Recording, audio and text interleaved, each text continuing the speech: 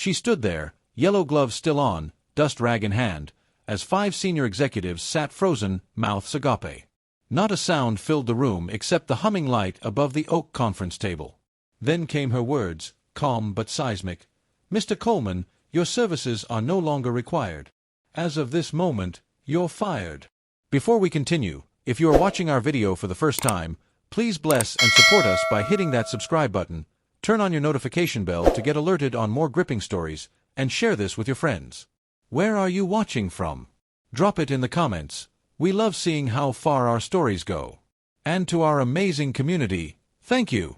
We're now over 200 subscribers strong and growing fast. Your support means the world to us. 15 years. That's how long Ruth Bell had swept, mopped, dusted, and emptied the bins of Lexington Tower's 42nd floor. The executive floor, as it was known, belonged to Coleman and Blackwell Consulting, a billion-dollar firm whose glass walls gleamed with ambition, strategy, and cold entitlement. But not once had anyone offered her a chair. They called her Miss Ruth when they remembered her name. Most days, she was invisible.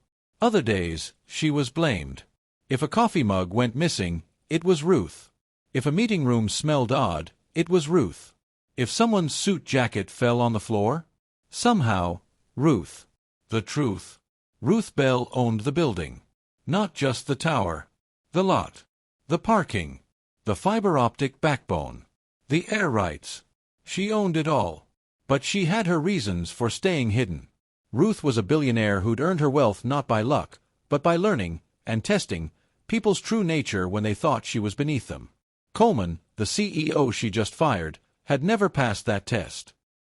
15 years earlier, Ruth sat across from her dying father in a modest hospital in Atlanta. Charles Bell had been a janitor all his life and raised Ruth single-handedly. "Money don't test a man's character," he rasped, holding her wrist with the strength of someone fading but not broken. "But give a man a mop, or watch how he treats someone with one, and you'll see everything you need to know." Ruth never forgot that. When her tech investments exploded in the early 2000s, she never flaunted it. While other billionaires bought yachts and screamed their names into the wind, Ruth quietly built property empires through shells and trusts, staying anonymous. But what she really built was a test. She bought Lexington Tower under an alias. Then she applied for a janitorial position under another. No resume. Just references from Mrs. Davidson and old Miss Clark, both of whom were Ruth in disguise. She got the job. Minimum wage. Night shifts. But she was there, every day. Coleman arrived 4 years later, a sleek Harvard graduate with ego fitted tighter than his suits. He made headlines for growing the firm. What they didn't see were the interns he underpaid, the middle managers he squeezed dry, or the older workers he nudged out with cruel silence. And Ruth. He never even looked at her. Once, she caught him dropping a used tissue on the floor inches from a trash bin. "That's what she's for," he said to a coworker without looking up. That day, she started keeping notes. Every insult, every missed safety protocol, every time he silenced a junior staffer in meetings or took credit for another's idea, she documented it. Not for revenge. For evidence. The breaking point came the morning of the incident. Ruth was cleaning the executive boardroom. Coleman and the board were preparing for a major merger announcement, one that would affect over 400 staff. Ruth had just finished wiping the polished table when she heard Coleman's voice outside the door. "Make sure security knows. Any unauthorized personnel near this room get escorted out. Including the help." He entered, saw Ruth, and scowled. "You. Didn't I say this room should be ready 15 minutes ago?" "It is, sir," she said calmly. His eyes darted to a smudge on the glass wall. "Am I seeing things, or is that dirt?" She turned slowly, looked. It wasn't dirt, it was sunlight reflecting off a building across the street.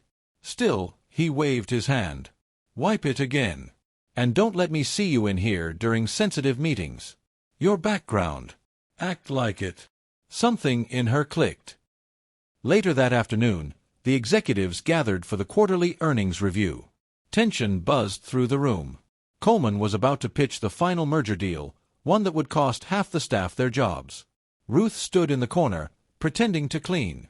Coleman began, voice thick with pride, "Gentlemen, Today marks a new era for Coleman and Blackwell. We'll streamline operations, reduce redundant staff, and increase our bonus pool by. Ruth cleared her throat. Coleman paused, frowning. Do you mind? But she stepped forward. I do mind, Mr. Coleman, she said, removing her gloves slowly. Because what you're about to present is not only morally questionable, it's legally indefensible. And I won't allow it. The board blinked in confusion.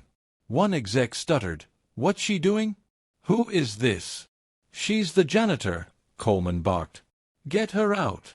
But Ruth didn't flinch.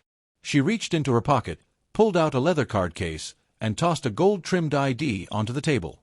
The room leaned in. It read, Ruth Bell, majority shareholder, Bell Capital Group, owner of Lexington Holdings. You'll want to sit down, she said. Over the next 20 minutes, Ruth unveiled the truth like pages in a courtroom thriller. She exposed Coleman's misappropriation of funds for personal bonuses, misuse of staff resources, and forged data points to please investors. She cited emails, invoices, building security footage. Everything was time-stamped. Precise. Coleman tried to interrupt, but a quiet legal advisor at the corner raised a hand. Mr. Coleman, I suggest you remain silent. Everything she's saying matches what we were beginning to suspect. Then she dropped the final bomb. The merger you're proposing violates 3 separate labor codes and several antitrust provisions. I've already informed the state attorney's office. Investigators will arrive by 4 p.m. Silence. Until Coleman whispered, You're bluffing. Check your inbox, she said. The CFO opened his laptop. His face turned white. They're coming. Coleman stood, panic rising. You set me up. No, she said, standing taller. You set yourself up. I just held the mirror. And then she said the words that would trend globally by sunset. As of this moment, Mr. Coleman, you're terminated. Hand over your badge, and please leave the premises. Security is waiting. He stormed out, muttering threats. But no one stopped her. The rest of the board turned to Ruth, speechless. I won't be taking over operations, she said. I'm appointing an independent team to clean this culture, properly. But let this be your first lesson. Greatness has nothing to do with what suit you wear or what title you hold. It's about how you treat people when you think no one's watching. That evening, media outlets swarmed the building. Headlines exploded. Janitor turns out to be billionaire, fires CEO during board meeting. Ruth Bell exposes toxic corporate culture from the inside out. The billionaire with a mop and a mission.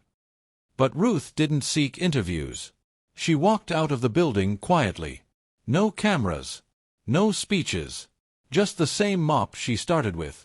She left it propped against the wall in the lobby. A silent message. Weeks passed. Coleman and Blackwell's new leadership reshaped the firm's ethics. Salaries were adjusted. Staff received long-overdue benefits. A wall in the lobby now read, Bell Hall, in honor of the woman who watched silently and spoke loudly when it mattered most. Ruth visited once, anonymously. A junior intern smiled at her and held the door. Thank you, he said. For everything. She smiled back. Just doing my job. Moral lesson. Treat every human with dignity. Titles fade. Power shifts. But how you treat people, especially those who serve silently, is the true reflection of who you are. No one is just a janitor. No one is just anything. Because the one you ignore today might be the one who owns everything tomorrow. This story was proudly brought to you by Elliot Stories. Please stay tuned, my ever-gorgeous family. The next one is always a banger. We care at Elliot Stories.